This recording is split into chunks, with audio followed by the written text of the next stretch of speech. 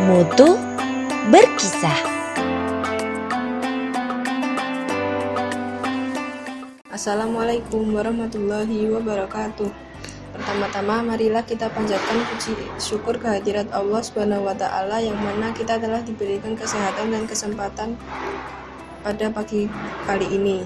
Tak lupa salawat serta salam kita lanturkan kepada junjungan Nabi kita Nabi Muhammad Shallallahu Alaihi Wasallam. Semoga kita semua mendapat syafaatnya di hari kiamat kelak. A'udzu billahi minasyaitonir rajim.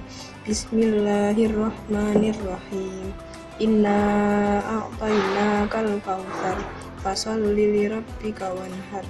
Inna syani'aka huwal abtar. Shadaqallahul azim. Artinya, sungguh kami telah memberimu Muhammad nikmat yang banyak, maka laksanakanlah sholat karena Tuhanmu dan berkurbanlah sebagai ibadah dan mendekatkan diri kepada Allah. Sungguh orang-orang yang membencimu dialah yang terputus dari rahmat Allah. Sebelumnya kita telah membahas perkawinan Asiyah dengan Fir'aun dan Asiyah menemukan bayi Musa. Sekarang kita akan membahas kekuatan Asiyah dalam mendidik seorang calon nabi. Dalam perjalanan hidupnya, Asiyah mengalami banyak cobaan dari Allah melalui orang-orang zalim di sekitarnya, bahkan dari orang terdekat yaitu suaminya dan orang-orang yang ada di sekitar istana di bawah pemerintah suaminya. Dilihat dari sisi gender bahwa Asiyah dan Musa adalah dua sosok khalifah Allah yang sama-sama menjalankan tugas kekhalifahannya berdasarkan peran dan status yang berbeda.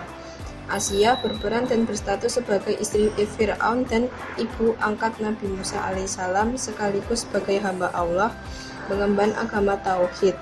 Sedangkan Musa berstatus dan berperan sebagai putra angkat Fir'aun dan Asiyah sekaligus sebagai hamba Allah mengemban amanah kenabian, yakni menegakkan agama Tauhid di muka bumi. Dari Asiyah pula dapat belajar akan fitrah indah dari seorang perempuan ketika Allah menganugerahkan kasih sayang kepadanya saat Musa kecil dihanyutkan di sungai Nil.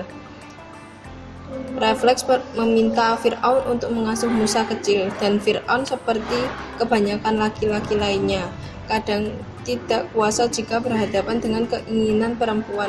Fitrah yang sering dilihat dari ibu, kakak dan adik perempuan serta kaum perempuan lainnya mudah sekali bagi mereka untuk menampakkan kasih sayang, terutama kepada anak kecil. Lihat betapa luasnya. Bandingkan dengan kaum lelaki, untuk menggendong saja terkadang banyak yang kaku. Dari Asiyah pula dapat belajar tentang arti kesabaran. Bisa dibayangkan jika mempunyai pasangan seperti Fir'aun dengan sifatnya yang congkak. Bahkan ia mengaku sebagai Tuhan. Pasti harus luar biasa sabar menghadapi orang seperti Fir'aun. Asiyah juga menggambarkan dengan jelas jika keimanan sudah terpatri kuat dalam hati. Lingkungan yang luar biasa penuh dengan nuansa kemusyrikan dan kekufuran tidak menggoyahkan keimanannya. Apalagi mereka mendapati dalam hidup nuansa penuh dengan keimanan. Harus benar-benar bersyukur. Dan bagian ini dapat dijelaskan pelajaran yang pertama, penjagaan Allah kepada hamba-hambanya yang beriman manakala mereka tertimpa musibah. Allah mengutus malaikat kepada istri Fir'aun untuk mengayuminya sementara dia terpasung, dan Allah menampakkan kepadanya rumah yang disediakan untuknya di surga.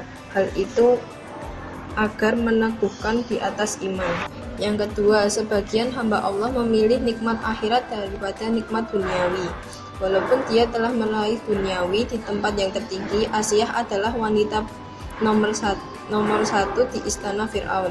Yang ketiga, besarnya kebijaksanaan Allah.